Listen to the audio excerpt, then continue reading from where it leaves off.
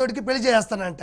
మీకు ఇంకా తెలియని విషయం ఏంటంటే చిన్నోడికి పెద్దోడికి ఈ రోజున కూడా పెళ్లి కాల. ఇతను చేసిన పాపం వల్ల, ఇతను చేసిన బూతుల వల్ల, అరాచకాల వల్ల కమ్మోళ్ళకి ఇది పంపించడం, బ్రోకర్లకి, వీళ్ళకి, వాళ్ళకి వాళ్ళు చూడడం, అతనితో మేము పెట్టుకోలేమబ్బా, అతను కరెక్ట్ పర్సన్ కాదు, ఇంగిత జ్ఞానం లేకుండా మాట్లాడతాడు, సూక్ష్మం లేకుండా మాట్లాడతాడు, నీచమైన బూతులతో మాట్లాడతాడు, మా కూతుర్లు ఆ ఇంటికి తీసుకెళ్తే మా కూతుర్లకి ఏం గౌరవం ఉంటుంది, రేపేదో టీ ఇచ్చేటప్పుడు, కాఫీ ఇచ్చేటప్పుడు ఏదన్నా చిన్న పొరపాటు జరిగిందంటే వాళ్ళని కూడా సభ్య సమాజం తలదించుకున్నట్టు వాళ్ళని బూతులు తిట్టేస్తాడు, అతనికి బ్యాంకులో డబ్బు ఉన్నట్టు బూతులు కూడా నోట్లో ఉంటాయి అని చెప్పి ఈ రోజుకి పెళ్లి కాల.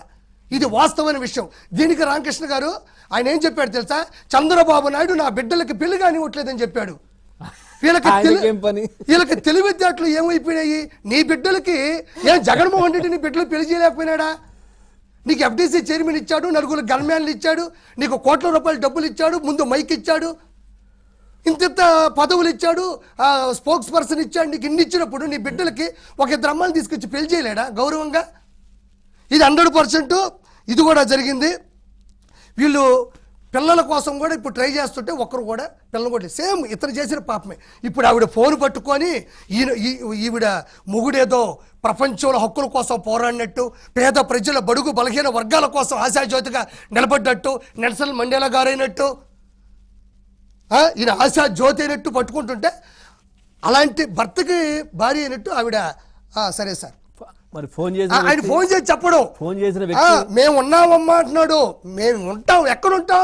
మీ ఆయనతో పాటు జైల్లో ఉంటాం, టెన్షన్ పడొద్దని చెప్పు, ఆడ మాట్లాడుకుందాం, సరదాగా టైం ఉంటుంది, రాళ్ళు కొట్టమంటారు, చెట్లు పెంచమంటారు, గోంగూర కట్టలు అమ్మమంటారు, ఇవన్నీ మనం చేసుకుందాం, నువ్వు ధైర్యంగా ఉండమ్మా, నేను ఎలహంక బ్యాలెన్స్లో ఉంటా. నేను ఇంకోటి కూడా చెప్తున్నా, 100% పోసాను కృష్ణమురళి చేసింది నీచమైన పాపం. అతను అంత రైటరు, అంత డైరెక్టరు, అంత ఆర్టిస్ట్ అయినప్పుడు, సార్ నేను ఇంకో మాట చెప్తున్నాను, నన్ను క్షమించండి, ప్రజలను కూడా మనస్ఫూర్తి కోరు, ఈ వైఎస్ఆర్సీపీలో నాయకులు ఎలా ఉన్నారో వాళ్ళ వైఫులు కూడా అలానే ఉన్నారు సార్. రామకృష్ణ గారు నిజంగా చెప్తున్నాను, నేను వల్లభనేని వంశీ అసెంబ్లీ సాక్షిగా మాట్లాడిన నీచమైన మాటలు మాట్లాడితే అది ఒక్కసారి ఆలోచిద్దామా? అంతే కదా. మన ఇళ్లలో టీవీ పెడుతుంటే అసభ్యకరమైనటువంటి పదజాలాలతో కూడిన సన్నివేశాలు వస్తేనే దాన్ని మ్యూట్ చేస్తాం, లేదంటే టీవీ ఆపేస్తాం, లేకపోతే ఛానల్ మార్చేస్తాం. గత 5 సంవత్సరాలు ఇళ్లలో అసెంబ్లీ ఎవరు చూశారు? ఎవరు చూడలేదు. బూతుల రాజ్యం అది. అదే నేనేమంటా అంటే, అదే వల్లభనేని వంశీ కూతురు కానీ వాళ్ళ ఆడవాళ్ళు కానీ ఇంట్లో ఉన్నప్పుడు అది అమ్మాయికి అది రాయిపించి జగన్మోహన్ రెడ్డి స్క్రిప్ట్ పంపించాడమ్మా, పాపాయిలారా ఒకసారి వినిపించు అంటే నీ కూతురు చేత ఆ రాసింది చదివి వినిపించగలవా? నీకు ఆ దమ్ము ధైర్యం ఉందా? అలాంటిది సభ్య సమాజం మొత్తం వింటున్నాగా అసెంబ్లీ వేదిక ప్రజల సమస్యల మీద పోరాడే చట్టసభల్లో నేను అందుకే చెప్తున్నాను సార్, ఎవరైతే ఉన్నారో నాకు అర్థం కాంది వాళ్ళ సత్యమల్లు, అర్ధాంగులు, భార్యామల్లు కూడా అలానే తయారైనారు.